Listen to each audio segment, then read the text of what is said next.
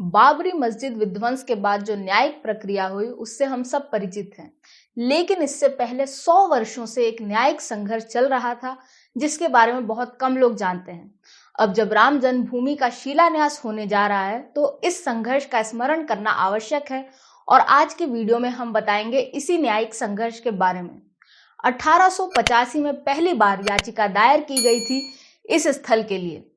याचिकाकर्ता थे महंत रघुवीर दास और उनकी मांग थी कि जो बाबरी मस्जिद का चबूतरा है वहां पर मंदिर बनाने की अनुमति दी जाए। हालांकि उनकी इस याचिका को फैजाबाद सब जज कोर्ट ने खारिज कर दिया। इसके बाद दिसंबर 1949 में अचानक एक दिन मूर्तियां दिखाई दी इस स्थल पर और इसे देखकर हिंदू श्रद्धालुओं की भीड़ इकट्ठा होने लगी और मुस्लिम इसका विरोध करने लगे।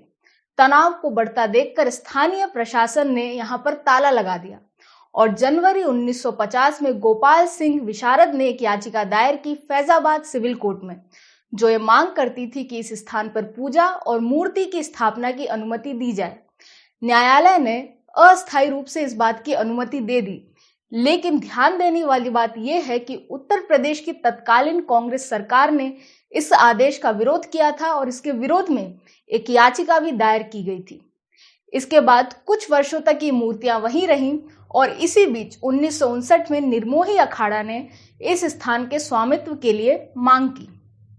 उसके बाद दिसंबर 1961 में उत्तर प्रदेश सुन्नी वक्फ बोर्ड ने मांग की कि यहां से मूर्तियों को हटाया जाए। अब हम सीधे आते हैं 1986 में, जब बाबरी एक्शन कमेटी का गठन हुआ। इस कमेटी का गठन क्यों हुआ? क्योंकि जिला न्यायाधीश ने इस बात की अनुमति दे दी थी कि हिंदू श्रद्धालु वहां पर पूजा कर सकते हैं।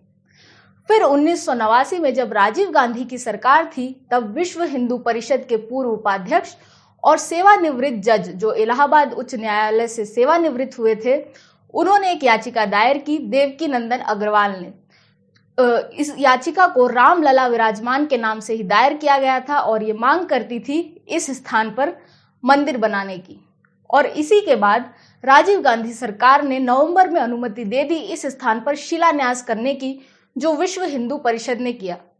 यहां तक कि राजीव गांधी ने अपना चुनावी अभियान भी अयोध्या से ही शुरू किया।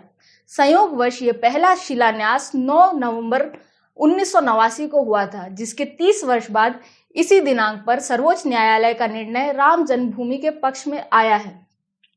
ये सारी बातें थी, लेकिन माना जाता है कि शाहबानो केस के कारण राजीव गांधी सरकार को हिंदुओं का तुष्टीकरण करने की आवश्यकता महसूस हुई और इसलिए यह निर्णय लिया गया।